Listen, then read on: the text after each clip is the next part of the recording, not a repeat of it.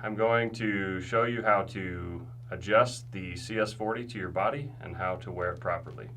When you get the CS40, it's going to come looking like this in the packaging. So when we take it out, it's going to be completely empty. You'll notice some things are buckled together. You want to just unbuckle everything and loosen all the straps.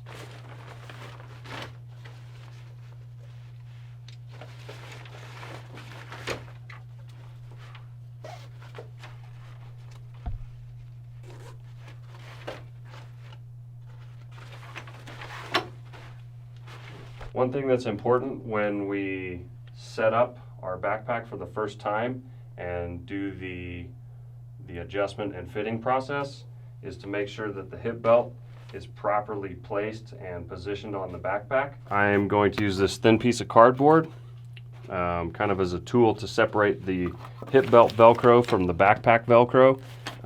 And what we're doing is making sure the hip belt is properly placed on the backpack so we get a good fit. So I'm just gonna pull the Velcro out and gradually slide in this cardboard piece. That just makes it easier to manage, and so the Velcro doesn't keep reattaching itself.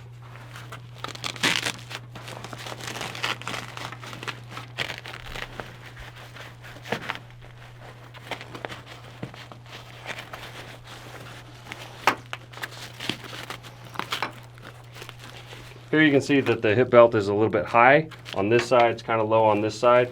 Now that you've got your cardboard separator back there, you can more easily situate the hip belt where you need it to, and then you pull out the cardboard separator and you'll have your hip belt placed properly. In place, pull the separator out. Now you're all the way at the bottom and you're centered. That will ensure that we get a good balanced and proper fit. We want to pack this with our standard base weight for backpacking. So pack it as if you were going on an overnight backpacking trip with all the items so that you can get a true sense of how it's going to feel and fit your body. Okay, so we're going to have Caden come into frame and we're going to have him put on a backpack that has a size large torso. The size of the torso is indicated on the tag right here. Caden is a size medium torso. So we're going to show you what it looks like if you get too tall of a torso size of backpack. So go ahead and put that on. Now we're going to go through the steps of putting on the backpack, adjusting it for the body, and then checking for proper fit. So the first thing you want to do is kind of lift up or lean forward. That gets the weight kind of high up on your hips. So now grab your hip belt and you're going to first buckle the hip belt. But the important thing to do is to make sure the hip belt placement is correct. So a good general guideline for getting proper hip belt placement is this buckle here should cross over or directly on top of your belly button. Another way to say that, it should be positioned on your belly button plus or minus an inch. So some people have different belly button placement. So if you're right on it or about an inch below it or an inch above it, in that window you'll be properly placed on your hip belt. So the important thing is that the hip belt padding sits on your iliac crest. That's the actual hip bones that extend way up above your belt line and are kind of towards the sides of the body.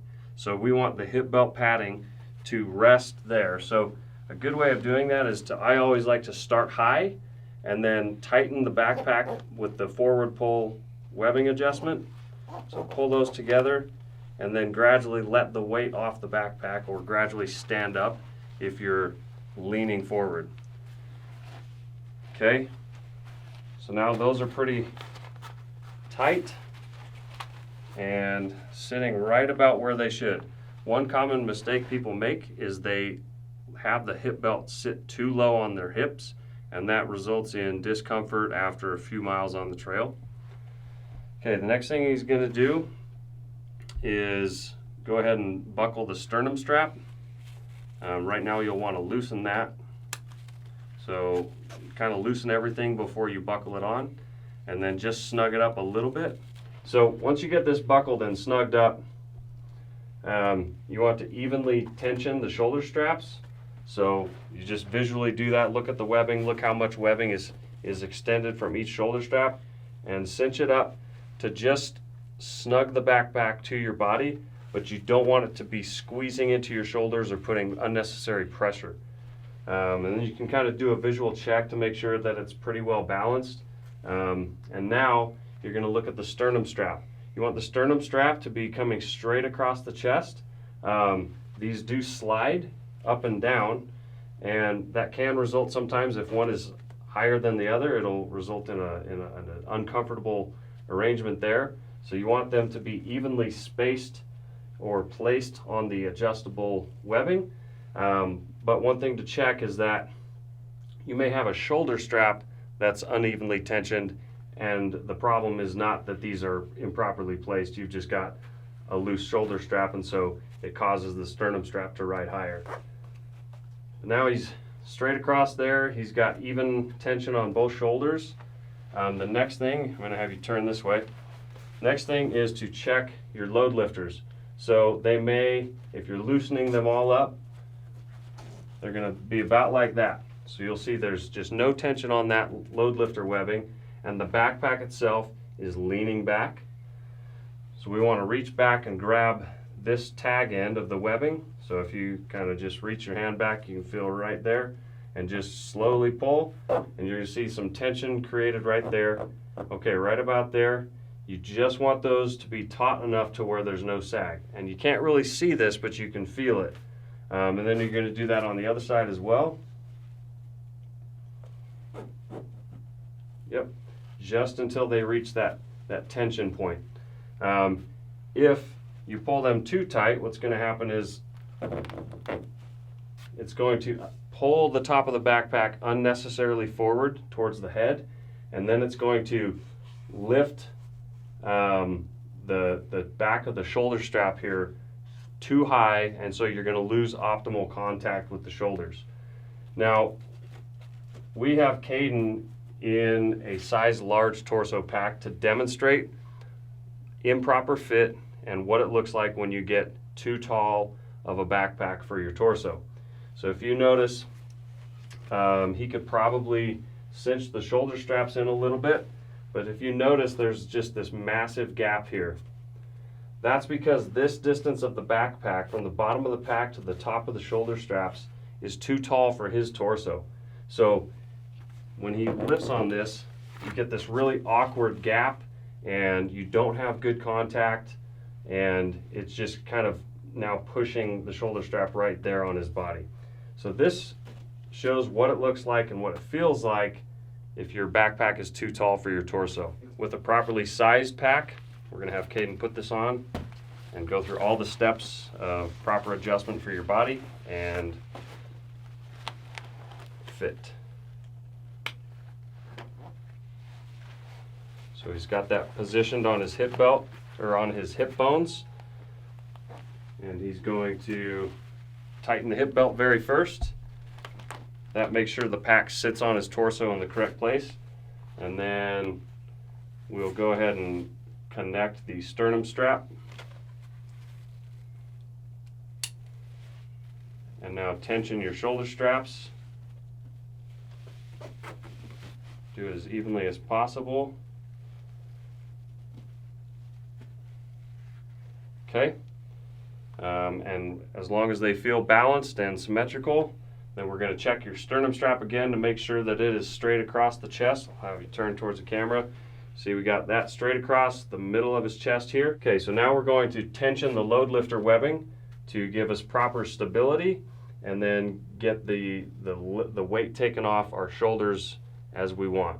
So he's gonna, well, I'm gonna do it for him, but I'm gonna tension this load lifter webbing until it just becomes tight enough to be a straight line and not sag down. So what you'll see here is the shoulder strap comes up over the shoulder and starts going back down a little bit, and there's a little bit of a space here that I can take my finger and run all the way over the top of his shoulder. That's a really good indicator that your shoulder straps are not bearing down on the body too much, and that the load lifters are actually lifting the weight off the top of your shoulders. If the load lifters aren't working properly, you'll find you have to force your finger or your thumb all the way underneath the shoulder strap, and it's a difficult task. That means that the load lifters are not lifting enough weight off your shoulder, and essentially you're putting unnecessary weight down onto your shoulders. So you're going to do that on both sides. Try to do it evenly. And then, so I'll come around to the back and tension this one up for him. Okay, and if you just kind of want to do a slow 360, Caden, that'll kind of show the proper adjustment and how the pack should be situated on the body. You'll notice we got a straight line there, even tension on the shoulder straps, right across the navel, and these hip belt pads are sitting nice and high right up on his iliac crest, and that is going to give him proper load transfer from the weight in the pack, takes the weight off his shoulders, relieves the pressure on the spine, and puts the majority of the weight down on the hips where it's the most comfortable over a long distance. Okay, as far as hip belt sizing goes, some good references are to get the most comfortable carriage of the load. You want as much wraparound of the padded section on the hip belt as possible. That padded section is wide, it spreads the weight all the way around your hip area, and so you want as much contact as possible. So you want the hip belt you want the padded portion of the hip belt to wrap and extend forward on the body, so that it's not just sitting on the sides of the hips, it's actually coming around the front of the body. So he's got a size medium hip belt on, and he's got padded contact to right about there and there. That's only about a 4 to 5 inch gap between the padded portions of the hip belt, and that is a really ideal fit.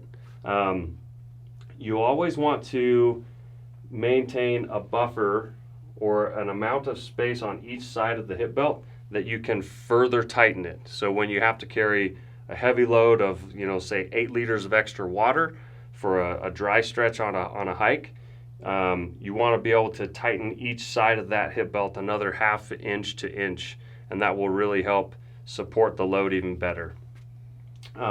If this belt was too small, if he was wearing, say, a size small hip belt, the padded portion might only come barely around to the front of his body, and that's just a much smaller contact patch for the transfer of the weight in the backpack.